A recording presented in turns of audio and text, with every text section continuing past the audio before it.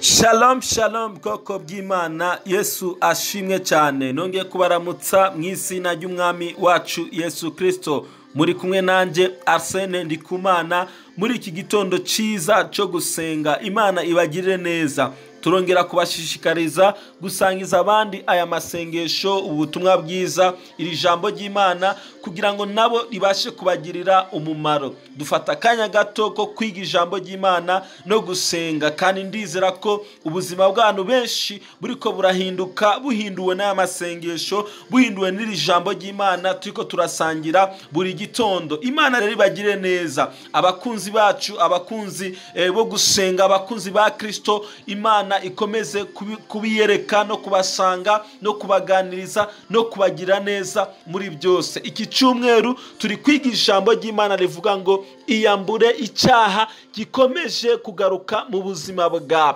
Icyaha kibaye inshuro nyinshi mu buzima bwawe, kiba gishaka kugutandukanya n'Imana, kiba gishaka kugira imbata yacu. Rero ntiwemere ko Satani aguteza ibyaha cyangwa se akugira imbata ye, kandi Kristo yaraje kugira ngo ubashe kubohoka. Abantu bose bari muri Kristo Yesu bahindutse ibyaremwe bisha. Ubuzima bwa kera bugomba guhinduka, tukaba mu buzima bushasha bwo kugendera mu Mana, bwo kugendera mu butsinzi Kristo yaduhaye binyuze mu mwuka wera. Yesu ashimwe cyane. Uyu munsi rero muri iki gitondo, mbere yuko dusenga, reka dusome ijambo ry'Imana ryanditse mu gitabo cya Yesaya, igitabo cya Yesaya igice cya mbere umurongo wa 16. Bibiliya iravuga ngo nimwiyuhagire. Haleluya. Ese turiyuhagira gute? Turiyuhagira dukoresheje amaraso ya Yesu Kristo. Mwitunganye. Haleluya. Turatunganywa n'ijambo ry'Imana ngo mukureho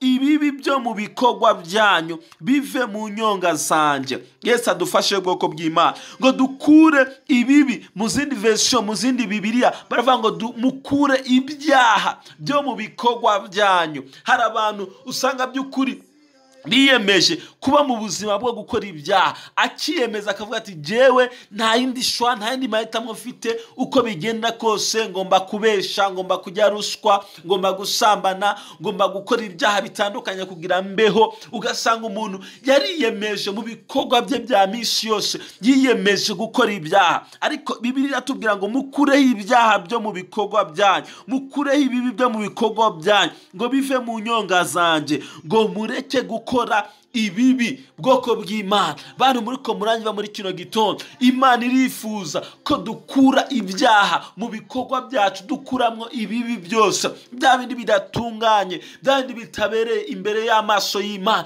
tubikureho, tubivaneho kugira ngo Uwiteka akomeze guhabwa icubahiro mu buzima bwacu. Nshuti yanjye uri kuranyumva, nagenda kubwire ngo birashoboka ko ubuzima bwo kudakora ibibi, bwo kudakora ibyaha, bwo kudakora ibintu bitanezereza Imana birashoboka cyane, kandi ugahabwa umugisha n'Imana. Ndagusaba muri kano kanya wisengere, usengere ubuzima bwawe, ubwire Imana ngo Mana, dore bino bibi byarananiye kureka, bino byaha byarananiye kureka, ariko ndifuza muri kano kanya, ndifuza muri kino gitondo, ndifuza muri uyu mwanya ko ubohora ubuzima bwanjye mu izina rya Yesu Kristo. Zamura ijwi ryawe usenge muri kano kanya. Ngiye gusengana nawe. Data, mu izina rya Yesu Kristo, ndasengera umuntu wese ariko aranyumva, nanjye ndisengera mwana mu izina rya Yesu Kristo. Ibibi byose, ibyaha byose Satani yatetse mu buzima bwacu, turabisenya, turabyiyambura, turabyirukana mu izina rya Yesu Kristo. Duha imbaraga mwami, duha inkomezi zo kubitsinda no kubinesha mu izina rya Yesu Kristo. Amen. Haleluya. Uwiteka kugirire neza kandi ubuhoke. Mwarahezagiwe. Shalom shalom.